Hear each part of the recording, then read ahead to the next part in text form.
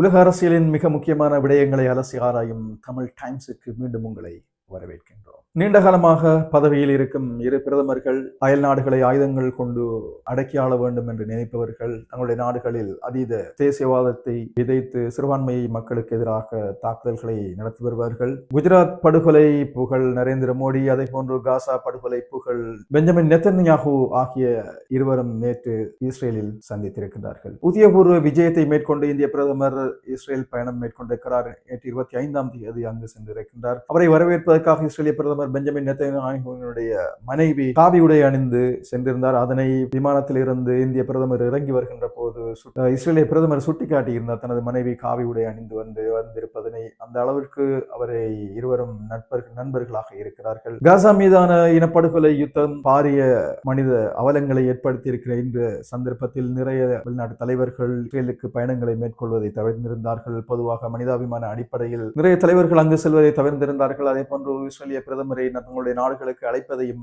நிறைய நாட்டவர்கள் தவிர்த்திருந்த ஒரு சந்தர்ப்பத்தில் இந்திய பிரதமர் அங்கு சென்றிருப்பது பல சர்ச்சைகளையும் அதே போன்று விமர்சனங்களையும் அவர் மீது ஏற்படுத்தி இருக்கிறது. குறிப்பாக இந்தியாவினுடைய எதிர்க்கட்சிகள் இந்த பயணத்தை கடுமையாக விமர்சனம் செய்கின்றன. ஏனென்றால் இதுவரைக்கும் இந்தியாவை பொறுத்தவரைக்கும் காங்கிரஸ் ஆட்சியில் இருக்கின்ற போது இஸ்ரேல் விரோத போக்கையும் பலஸ்தீன சார்பு நிலைப்பாடையும் அவர்கள் எடுத்திருந்தார்கள். அதுதான் தொடர்ந்து இருக்கின்ற நிலையில் இப்பொழுது இரு நாட்டு தலைவர்களும் பல விடயங்களில் ஒத்துமையாக இருக்கின்றார்கள். அவர்களுக்கு இடையிலே இஸ்லாமிய விரோத போக்கு, சிறுபான்மைக்கு எதிரான பல்வேறு அடாவடித்தனங்கள், மனிதாபிமான நெருக்கடிகள் ஏற்படுத்தி இருக்கின்ற இரு தலைவர்கள், உலக அளவிலே விமர்சனங்களை ஏற்படுத்தி இருக்கிற இரு தலைவர்கள் என்ற வகையில் அவர்கள் இருவரும் ஒன்று சேர்ந்து இருப்பது பெரும் ஒரு அதிசயம் அல்ல, ஆச்சரியம் அல்ல என்றுதான் கூற வேண்டும். குறிப்பாக காசா படுகொலைகள் சம்பந்தமாக சர்வதேச நீதிமன்றத்தால் பிடியாணை பிறப்பிக்கப்பட்ட பெஞ்சமின் நெத்தன்யாஹூவை சந்திப்பதற்காக இந்திய பிரதமர் அங்கு சென்றிருப்பது அந்த தாக்குதல்களையும் படுகொலைகளையும் நியாயப்படுத்துவது போன்று காணப்படுகின்றது. இஸ்ரேல் நீண்ட காலமாக இந்தியாவுடன் நட்பு பாராட்டி வருகின்றது. குறிப்பாக நரேந்திர மோடியினுடைய ஆட்சியை தொடர்ந்து 2017ஆம் ஆண்டில் முதலாக நரேந்திர மோடி இஸ்ரேலுக்கான விஜயத்தை மேற்கொண்டிருந்தார். அதனைத் தொடர்ந்து 2026ஆம் ஆண்டு இப்பொழுது சென்றிருக்கிறார். கிட்டத்தட்ட 8 வருடங்களுக்கு பிறகு அவர் அங்கு பயணங்களை மேற்கொண்டிருக்கின்றார். இந்த காலப்பகுதிக்குள்ளால் இஸ்ரேலினுடைய நிறைய ஆயுதங்கள், கண்காணிப்பு கேமராக்கள், அதே போன்று ட்ரோன் தொழில்நுட்பங்கள் என்று பலவற்றை அதிகமாக இஸ்ரேலிடமிருந்து வாங்குகின்ற நாடாக இந்தியா காணப்படுகின்றது. பிரான்சுக்கு அடுத்ததாக 2020ஆம் ஆண்டு தொடக்கம் 2024ஆம் ஆண்டு வரைக்கும் உட்பட்ட காலப்பகுதியில் பிரான்சுக்கு அடுத்ததாக அதிகமான ஆயுதங்களை இஸ்ரேலில் இருந்து வாங்கியதாக இந்தியா காணப்படுகின்றது. இருவருக்கும் இடையில் சுமார் 8 பில்லியனுக்கு அதிகமான வியாபார ஒப்பந்தங்கள் காணப்படுகின்றன. இவற்றை தாண்டி ஏன் இந்த பயணம், நரேந்திர மோடியினுடைய பயணம் பல்வேறு விமர்சனங்களை பெற்றிருக்கிறது என்பதற்கு நான் மேற்சொன்ன காரணங்கள் போதுமானதாக இருக்கும். இந்திய பிரதமர் அங்கு சென்றிருப்பது மிக முக்கியமான ஒரு கூட்டணி சம்பந்தமான பேச்சுவார்த்தைக்கு சென்றிருப்பதாக தகவல்கள் தெரிவிக்கின்றன. இஸ்ரேலிய பிரதமர் ஹெக்ஸகான் கூட்டணி என்ற ஒரு புதிய கூட்டணியை உருவாக்குவதற்காக மத்திய கிழக்கையும் ஏனைய பிராந்தியங்களையும் கட்டுப்படுத்துவதற்காக ஒரு கூட்டணியை நோக்கி நகர்கிறார். இதில் இந்தியா, சைப்ரஸ்,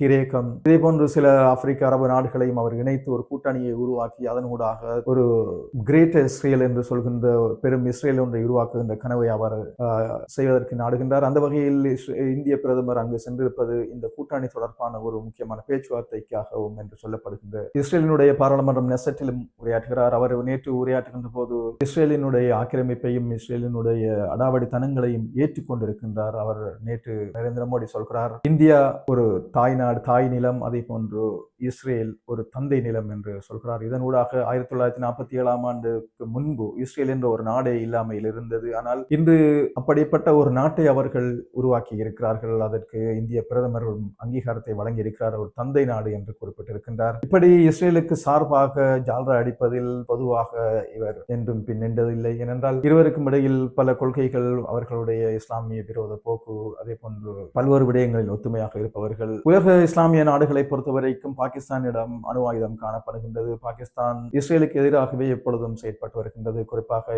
பாகிஸ்தானும் சவுதி அரேபியாவும் அண்மையில் அவர்கள் ஆயுத ரீதியான ஒப்பந்தம் ஒன்றை கைச்சாத்திட்டிருக்கின்றார்கள். இதனூடாக பாகிஸ்தானுடைய அணு ஆயுதங்களை பயன்படுத்துவதற்கு சவுதி அரேபியா உடன்பட்டிருக்கின்றது. இந்த சந்தர்ப்பத்தில் பாகிஸ்தான் மற்றும் சவுதி அரேபியா ஆகிய இரு நாடுகளுக்கும் இடையில் இருக்கின்ற அந்த உறவை இல்லாமல் செய்வது மிக முக்கியமான தேவையாக இந்தியா மற்றும் இஸ்ரேலுக்கு காணப்படுகின்றது. ஏனென்றால் இஸ்ரேல், பாகிஸ்தான் தொடர்ந்தும் சவுதியினுடைய ஆதரவோடு அவர்கள் அவர்களுடைய பொருளாதாரத்தை வைத்து தங்களுடைய நாட்டில் இருக்கின்ற ஆயுதங்களை உற்பத்தி செய்கின்ற போது, இன்னும் பெருக்குகின்ற போது அது இஸ்ரேலுக்கும் நீண்ட காலத்தில் பிரச்சனையாக அமையும். அதே போன்று பாகிஸ்தானுக்கும் பிரச்சனையாக அமையும். எனவே இரு கூட்டாளிகளும் எவ்வாறாவது சேர்ந்து பிராந்தியத்தில் இருக்கின்ற பல நாடுகளை தங்களுடைய கட்டுப்பாட்டிற்குள் கொண்டு வர வேண்டும் என்று அவர்கள் முயற்சிக்கின்றார்கள். குறிப்பாக பாகிஸ்தானை அவர்கள் தங்களுடைய கட்டுப்பாட்டிற்குள் கொண்டு வருவதற்காக முயற்சிக்கின்றார்கள். இதற்காக நீண்ட காலமாக இஸ்ரேலிய பிரதமரும் முயற்சிகளை செய்து கொண்டிருக்கின்றார் என்பது நீங்கள் அறிந்து விடையும். அந்த வகையில் இந்த இந்திய பிரதமர் நரேந்திர மோடியினுடைய பயணத்தை பொறுத்த வரைக்கும் இது ஒரு ஆச்சரியப்படுவதற்கான பயணம் அல்ல. நீண்ட காலமாக பொருளாதார ரீதியில் இந்தியா இஸ்ரேலை ஊக்குவித்து வருகின்றது. அதே போன்று காசா மீதான யுத்தத்தின் போது அதிகமான ஆயுதங்கள், வெடிபொருட்களை இந்தியா இஸ்ரேலுக்கு ஏற்றுமதி செய்திருந்தது. இரு நாட்டு தலைவர்களை பொறுத்த வரைக்கும் அவர்களுடைய உறவிலே ஒரு பெரிய திருப்பத்தை ஏற்படுத்தக்கூடிய சந்திப்பாக இருக்கின்றது. அவர் இந்திய பிரதமர் இஸ்ரேலுக்கு சென்றிருக்கின்ற இந்த சந்தர்ப்பத்தில் இந்தியாவில் இருக்கின்ற சிறுபான்மை முஸ்லிம்கள் மீது பல அடாவடித்தனங்களும் அட்டூழியங்களும், ஒவ்வொரு நாளும் இந்தியாவில் சிறுபான்மை முஸ்லிம்களுக்கு எதிராக பல்வேறு தாக்குதல்கள் நடைபெற்றுக் கொண்டிருக்கின்றன. இந்த தாக்குதல்களில் அண்மையில் ஆந்திர பிரதேசத்தில் நடைபெற்றிருக்கின்றது. ஒரு சாதாரண முஸ்லிம் வியாபாரி ஒருவர் தன்னுடைய வீட்டிலேயே செய்கின்ற இனிப்பு பண்டங்களை எடுத்து வெளியில் விற்பதற்காக செல்கின்ற போது அவரை இடையில் சில கும்பல்கள், இந்துத்துவ கும்பல்கள் வழிமறித்து அவர் கொண்டு சென்ற பொருட்களை அவரையே உண்ணுமாறு பணித்திருக்கிறார்கள். அதனை அவர்கள் வீடியோ செய்து யூடியூபிலும் போட்டிருந்தார்கள். அவர்கள் இங்கு முக்கியமான ஒரு கருப்பொருளை விதைத்திருப்பதை எல்லோரும் அவதானிக்கக்கூடியதாக இருந்தது. உணவு ஜிஹாத் என்ற புதிய ஒரு விடயத்தை முஸ்லிம்களுக்கு எதிராக இப்பொழுது உருவாக்கி கொண்டு வருகிறார்கள் என்ற ஒரு விடயத்தை நாங்கள் அதில் கண்டுகொள்ளக்கூடியதாக இருந்தது. ஏற்கனவே